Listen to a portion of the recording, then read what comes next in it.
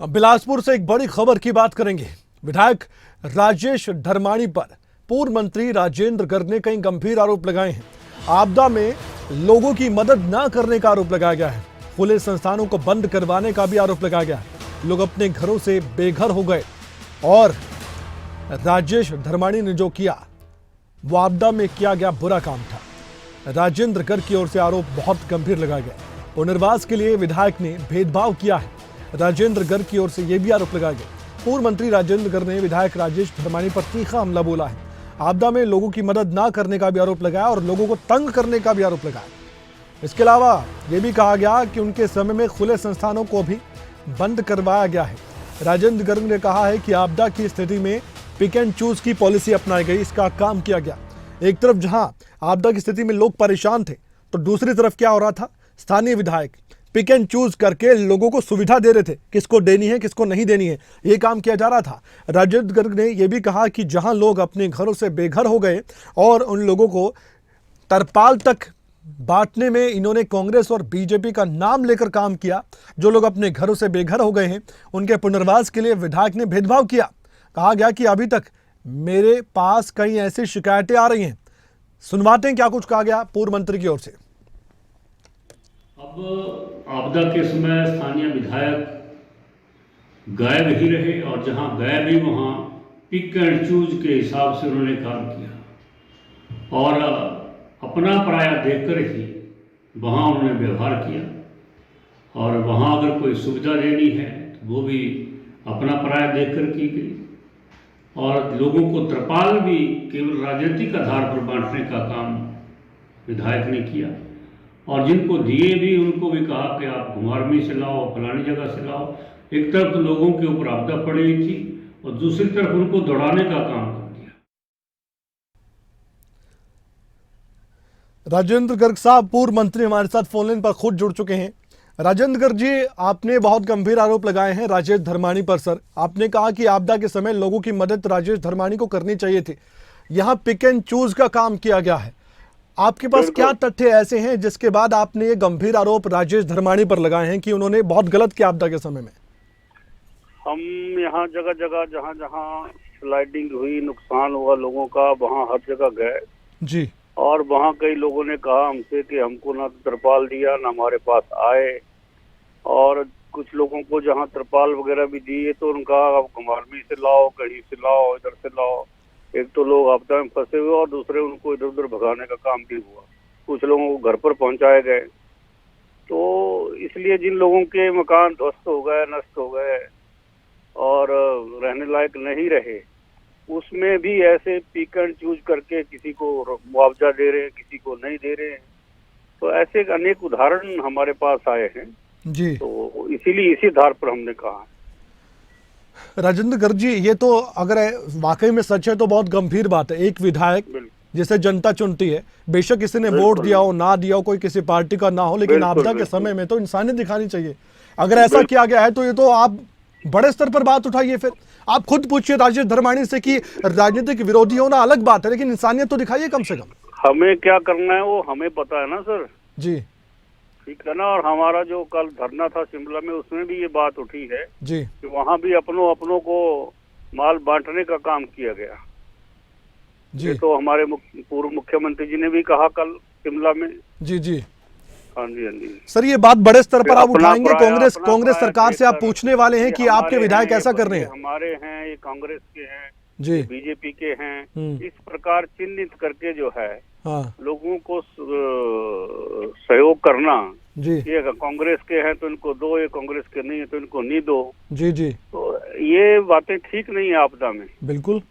आपदा के लिए आपदा सबके साथ एक जैसी होती है। ये किसी को पार्टी की नहीं होती है, सब समाज के लिए होती है।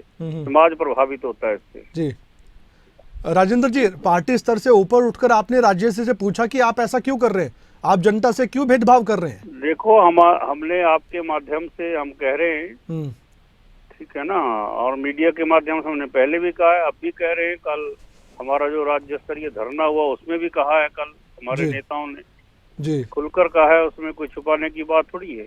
बिल्कुल। हाँ। एक अंतिम सवाल है आपसे राजेंद्र जी, इस पूरे मामले को और ऊपरी स्तर तक उठाकर राज्य स्तरीय धरना आपने दिया, लेकिन कांग्रेस सरकार से जो सवाल पूछा कोई जवाब मिल रहा है या चुप्पी साधे हुए सबके सब कांग्रेस के नेता?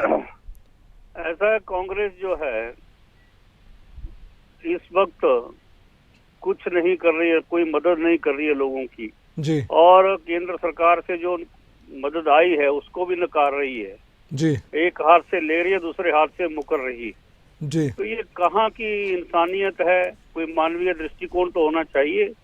और इतनी सारी मदद मिलने के बाद हेलीकॉप्टर तक एयरफोर्स के आए, एनडीआरएफ की टीम से यहाँ आई लोगों की जान माल बचाने के लिए, और पैसा भी जो आना चाहिए था वो भी बराबर आ रहा है।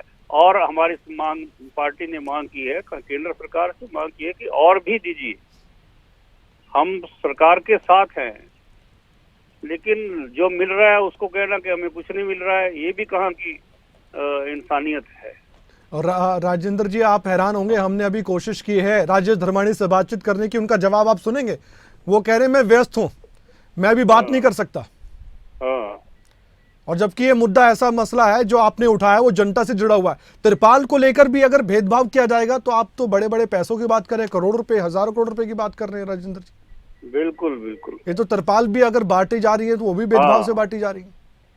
हाँ, तिरपाल तो कम मिनिमम रिक्वायरमेंट होती है, ऐसी स्थिति में मिनिमम रिक्वायरमेंट होती है और लोग उसके लिए भी तरस रहे थे। मिलना ही चाहिए। जहाँ जहाँ हम गए आपदा में, जहाँ जहाँ गए वहाँ लोगों ने हमसे कहा, हमने उनको अपने पैसों से खरीद कर तिरपाल दिए, जहाँ जहाँ ऐसे किस्से सामने आए। और राजेंद्र जी, ये वो लोग हैं जिन्होंने विधायक बनाया उनको। बिल्कुल बिल्कुल। जिन्होंने विधानसभा तक पहुंचाया। अगर वो ऐसा करेंगे तो आपको, आपकी जिम्मेदारी और बढ़ जाती है विपक्ष में होते हुए राजेंद्र जी। हम तो अपनी भूमिका निभा रहे हैं, जहाँ जहाँ ऐसी घटना हुई है वहाँ पहुंचे हम जी। चाहे पहाड़ियाँ हैं, चाहे जैसी स्थिति थी स्लाइडिंग में, हम चाहे दलदल में हमको जाना पड़ा, दलदल में भी गए। हाँ। लोगों तक पहुंचने का पूरा प्रयास किया हमने और उनको ढांढस भी बताया, और जो हमारी मदद हो सकती है वो मदद भी हमने जी। और राजेंद्र हमने जी अपने जी, प्रदेश के नेताओं से, राष्ट्रीय नेताओं को भी अवगत कराया जी। हमारे माध्यम से और कुछ कहना चाहेंगे आप जनता से जो आपको सुन भी पा रही है? विपक्ष में आप बेशक हो, लेकिन आप उनकी आवाज तो आगे उठा सकते हैं। हम जनता के साथ हैं, जनता के साथ खड़े हैं। भले ही हम चुनाव हारे हैं, इसका मतलब ये नहीं है कि हम दायित्व से विमुख हैं। हम अपने दायित्व के साथ खड़े हैं और लोगों की मदद जो भी हमारे लायक है वो हम कर रहे हैं। ठीक है। और लोगों से भी कहना चाहेंगे कि अगर कोई ऐसी बात कहीं कोई लगता है तो उसको हम तक पहुंचाएं, जहां हमसे भी छूटा होगा कहीं कुछ, जहां नहीं पाए होंगे तो हमको अवगत कराएं, हम उनकी पूरी मदद करें। जी राजेंद्र जी, बहुत बहुत धन्यवाद, आप खबरें तक के साथ जुड़े, आपने अपनी बातें रखी। मैं आपको बता देना चाहता हूं कि हमने एक पक्ष तो सुन लिया, दूसरे पक्ष से बात करने की कोशिश की। ऐसा नहीं है कि एक पक्ष दिखाए, दूसरे से बातचीत हमने नहीं की है। अभी हमारी टीम ने उनसे बातचीत की है। राजेश धर्माणी विधायक है, उन्होंने कहा कि मैं अभी व्यस्त हूं। हो सकता है कहीं पर व्यस्त हो, लेकिन ये मसला बहुत गंभीर है, उन पर गंभीर आरोप लगे तो जवाब तो राजेश धर्माणी को देना पड़ेगा, आज नहीं तो कल देना पड़ेगा। विपक्ष पीछे लगा हुआ है कांग्रेस पार्टी के, सिर्फ राजेश धर्माणी की वजह से। राजेश धर्माणी को अब जवाब तो देना पड़ेगा, जनता को बताना पड़ेगा। अगर वाकई में तिरपाल बांटने में भी आपने भेदभाव किया है तो जनता सब कुछ देख रही है साहब, या तो आप सफाई दीजिए, सामने आइए, व्यस्त टाइम में से थोड़ा सा समय निकालकर जनता के सामने रखिए बातें, वरना विपक्ष आपको यूं ही घेरता रहेगा। सत्ता पक्ष में रहकर भी आप सवालों के जवाब से बचेंगे तो काम कैसे चलेगा? राजेश धर्माणी जी, अगर आप सुन पा रहे हैं तो जरूर सोचिए इस बात को। हम आपसे बातचीत भी करते रहेंगे और साथ ही इस खबर को बाद में भी उठाएंगे, ताकि राजेश धर्माणी जी से हम किसी ना किसी तरह वार्ता तो कर सके, ताकि उनका पक्ष भी जाना जाए। एक पक्ष से बात नहीं होती, दोनों पक्षों की बात हम रखना चाहते हैं, इसलिए हम कहते हैं कि हम निष्पक्ष हैं।